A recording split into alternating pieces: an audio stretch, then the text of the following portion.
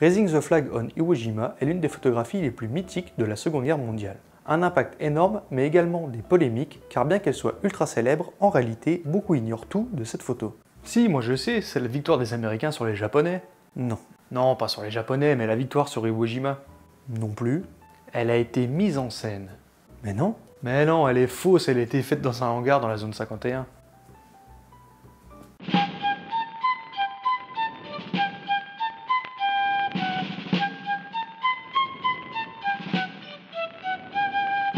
Déjà, le contexte. Le 19 février 1945, dans la perspective stratégique de conquérir le Japon, les États-Unis envahissent l'île d'Iwo Jima. Iwo Jima est située à mi-chemin entre le Japon et les îles Mariannes qui servent de base aux bombardiers américains. Elle est ainsi utilisée par les Japonais comme poste d'interception et de surveillance des mouvements américains vers le Japon. L'île dispose également d'un aérodrome, donc stratégiquement c'est un point très intéressant pour les deux camps. De plus, pour les Nippons, l'île est le premier territoire japonais menacé par l'invasion américaine et sa défense est donc une question d'honneur. Iwo Jima est dominé par le mont Suribachi, un volcan éteint d'une altitude de 166 mètres situé à l'extrémité sud de l'île. D'un point de vue stratégique, le sommet du Suribachi est un objectif prioritaire. Donc les Américains envahissent l'île le 19 février 1945 et 4 jours plus tard, le 23 février, date de notre photo du jour, les Américains contrôlent le mont Suribachi. Mais juste le mont Suribachi, pas toute l'île. Les combats sur Iwo Jima, eux, ont continué jusqu'au 26 mars 1945, donc ce n'est clairement pas la photo de la victoire. Raising the Flag on Iwo Jima, élévation du drapeau sur Iwo Jima pour les non-anglophones, est une photo du photographe américain Joe Rosenthal. La photographie eut immédiatement un immense succès et elle fut souvent interprétée comme la photo de la victoire alors que non. Mais elle fut utilisée surtout pour montrer la suprématie des États-Unis. Mais ce qu'on n'a pas vraiment dit à l'époque, c'est que Joe Rosenthal a en réalité photographié la deuxième installation du drapeau sur l'île ce jour-là. Un drapeau américain avait déjà été hissé une première fois au sommet du Suribachi dans la matinée du 23 février 1945. Des Marines y avaient planté un drapeau afin de signaler à leurs camarades que le sommet était tombé aux mains des Américains. Après un échange de tirs, un drapeau de 137 cm par 71 est dressé et photographié par le sergent d'état-major Louis R. Lowery, photographe pour Leatherneck Magazine. Cependant, ce premier drapeau était trop petit pour être facilement repérable des plages voisines.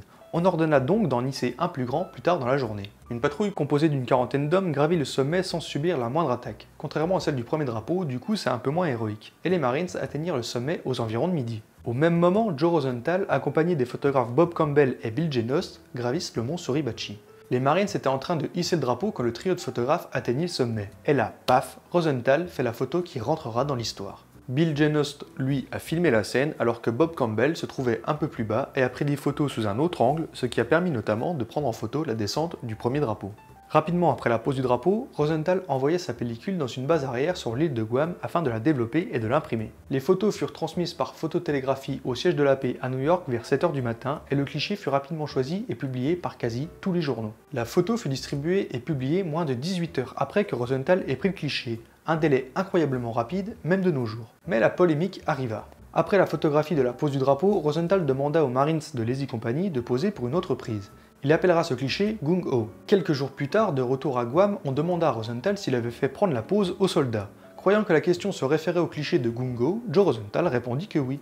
Alors tout de suite, Robert Sherrod, un correspondant pour le Time Magazine, informa alors le siège à New York que la pose du drapeau avait été mise en scène par Rosenthal pour les besoins de la photo. Du coup, Rosenthal a été accusé pendant de nombreuses années d'avoir volontairement mis en scène l'image et on lui a même reproché d'avoir dissimulé la première pose du drapeau.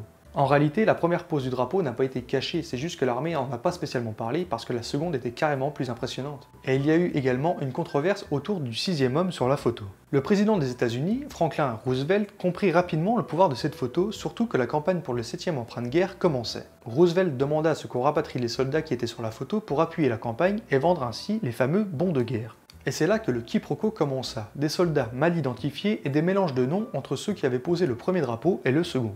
En réalité, savoir qui dresse le drapeau ne change pas le pouvoir de cette photo, mais pour les familles des soldats, c'est très important, surtout que 3 d'entre eux sont morts quelques jours plus tard dans la bataille. On sait maintenant avec certitude qu'il s'agit de Franklin Sousley, Arlon Bloch et Michael Strang, qui eux n'ont pas survécu à la bataille. Les 3 autres, il s'agit de René Gagnon, Ira Hayes et John Bradley. Et d'ailleurs, le fils de Bradley publia en 2000 Mémoire de nos pères, un livre qui retrace l'histoire de la pose du drapeau et des soldats. Et le livre fut adapté au cinéma par Clint Eastwood en 2006. Quant à Joe Rosenthal, il gagna tout de même le prix Pulitzer pour ce cliché en 1945. Mais étant donné qu'il travaillait pour l'armée, il n'avait aucun droit sur sa photo et n'en a tiré aucun profit, à part la gloire et la notoriété.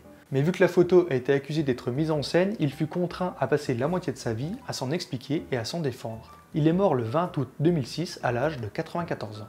Voilà, c'est la fin de cette vidéo, merci à vous de l'avoir regardé jusqu'au bout, j'espère surtout que vous avez appris quelque chose. Si c'est le cas, pouce bleu, commentaire, abonnement et partage. Je remercie bien évidemment les tipeurs de photosynthèse. En attendant, faites des photos, allez voir des expos, et moi je vous dis à très bientôt.